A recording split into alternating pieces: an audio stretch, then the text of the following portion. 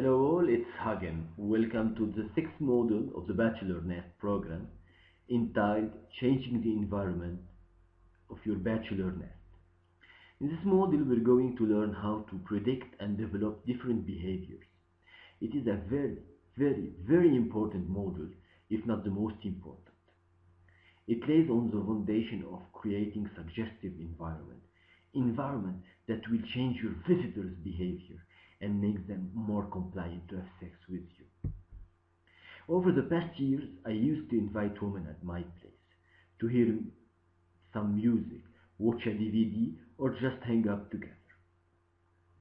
In my mind, when a woman showed at my front door, it was a sign that she was willing to have sex with me. But it was not what the women were thinking. And now, after some distance, I understand what was missing in the setting of my environment. A lot of these women just didn't felt at ease or relaxed in my house. I wasn't able through the environment and settings to shift their mood and make them relaxed. Everything was to start correctly. Sitting on the couch, drinking wine, talking, hearing music, and then she would thank me for the evening and leave for her home. I thought I was the problem. I thought they were the problem. The problem was my house. The reality is that we humans, like animals, interact with and respond to their environment far more than we are aware of at a conscious level. We act very differently in church than we do at the office, and we act differently at the office than we do at the football game, and we act differently at the football game than we do at the dinner table in our homes each night than we do in the hotel room. Why? Cultural rules dictate our behavior at church and in the office. Groupthink or social influence comes into play at the football game as well as the church and office. Personal relationship dynamics enter into the mix at a dinner table, joining the other environment. Finally, the hotel room is the most interesting because you are a stranger in an environment without a leader or group to conform to, and often you are by yourself.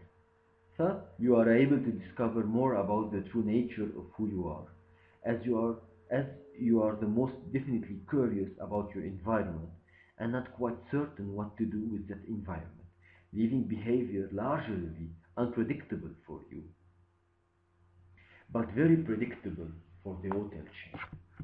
If we take a standard room, it contains a bed, a minibar, a phone,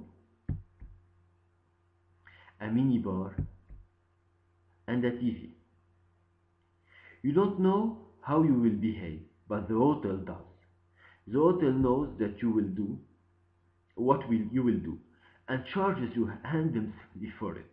The manager knows you will do at least two of the three things in your room that will generate a profit on most stays. You will use the telephone, that's why local phone calls $1.50. You will eat a snack, the minibar prices for food and drink are about 8 times retail prices. You will watch a movie priced 3 times the price of a video. You may not know that you are going to do these things. In fact, you may bring your own cell phone, your own snack, and your own DVD for your computer, and you will still utilize the hotel's services, and they know you will. They know you better than you do because the environment stimulates behavior. Let me repeat this.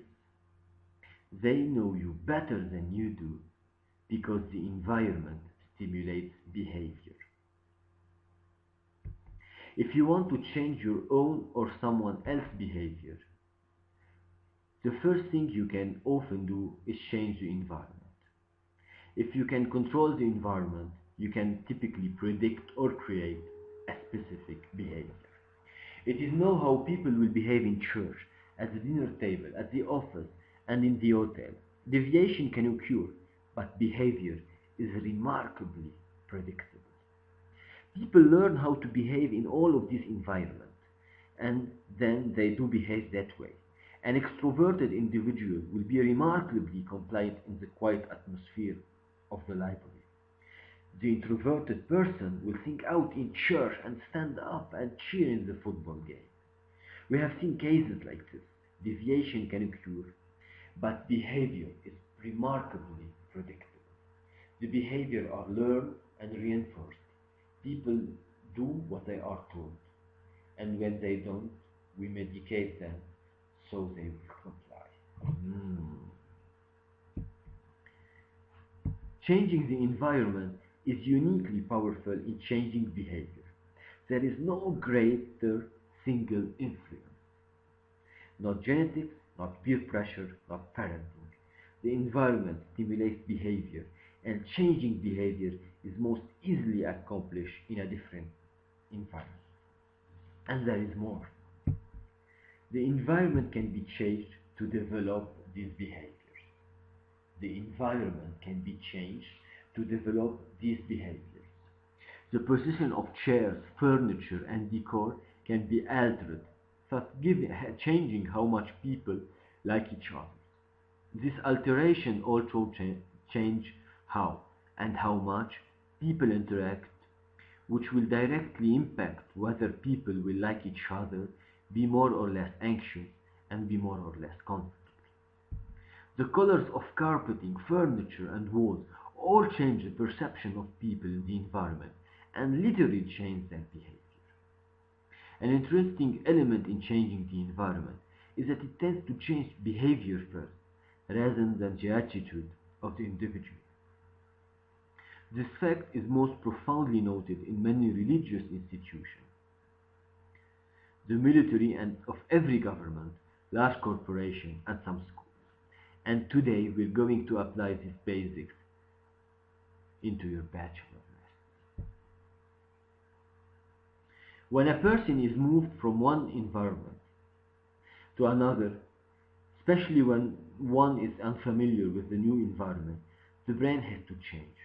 It enters into a state of flux and typically becomes suggestible. From the standpoint of yourself, this factor can help you determine whether you should remain in the same environment you are in or intentionally change it. From the standpoint of changing the behavior of others, this information helps you know whether you should take a person out to lunch, to dinner, or on a trip, or meet them at an international destination. And if you decide to bring them home, how the settings should be so you predict how they will behave. The further removed from their norm, the more likely is to gain compliance in most people. I repeat this. The further removed from their norm, the more likely it is to gain compliance in most people. The environment has a dramatic impact on whether someone else will say yes or no to you. In your case, the woman that you bring home. Now, how can we apply this knowledge into your home, your life? From past model, we have learned what are the tools that a home consists of, the basics of every room and space. Then we learn which we are and how a home reflects us in our deepest identity. Today is the final step. I will teach you how to observe and change behaviors. The concept of ritual is made here at this point to bring all concepts of this program together, sort of wrapping things together. I know that sex and mating, in order to occur, follow certain logic, a process. In what it concerns us, it starts with a neutral place, where you're having no sexual behavior, but at the same time introducing a relaxing mood to swamp up all the negative ideas that could pass by their minds.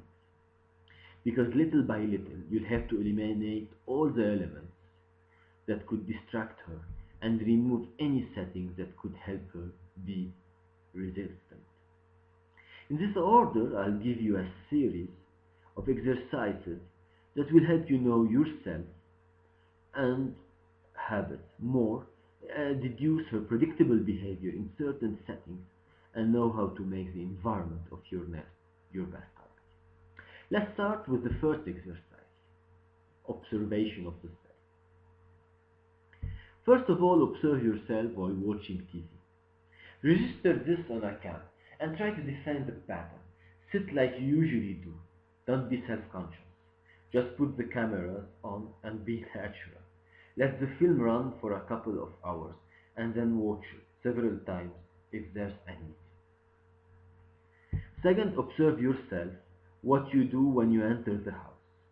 I know it isn't that easy to record as sitting in front of a TV. You may be a little more self-conscious to realize what you're doing, but nevertheless realize what's going on. As a third time, you should observe your ritual when you wake up. What do you do at first? Do you enter the bathroom? Do you drink water?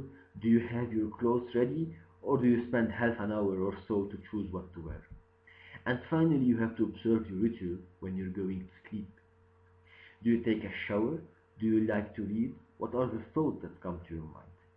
The target of this exercise is to be aware of how your body moves and feels, how much you're comfortable where nobody is watching.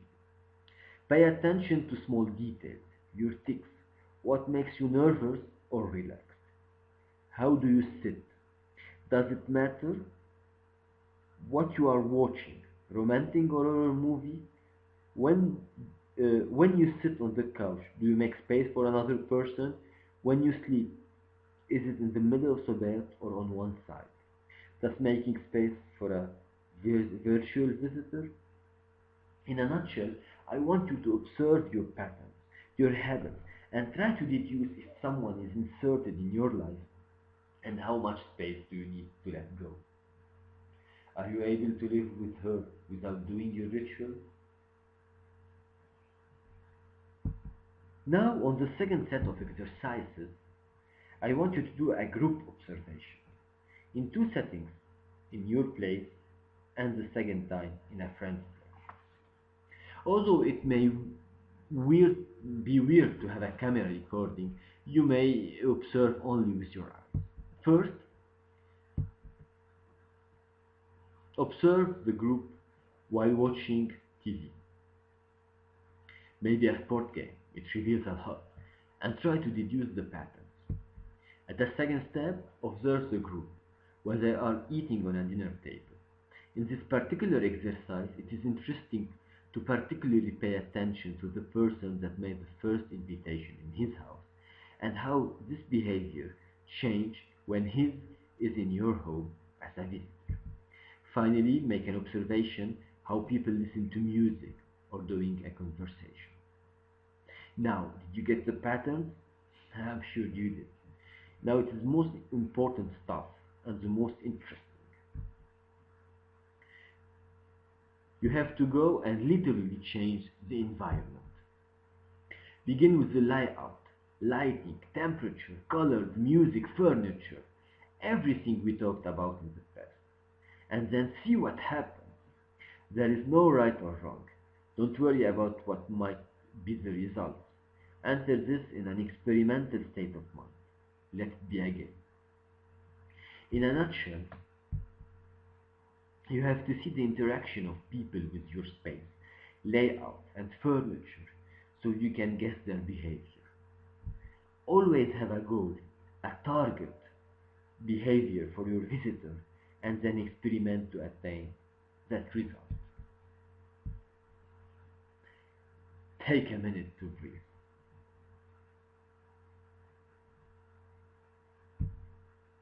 I know this is heavy stuff, and it will need a time to be implemented, but trust me, once you do apply it, the rest becomes a game. Recheck the first model to get all inside your head, and if you still need some advice, please contact me through the forum or the form in the website. To your success, I am your friend. Hug.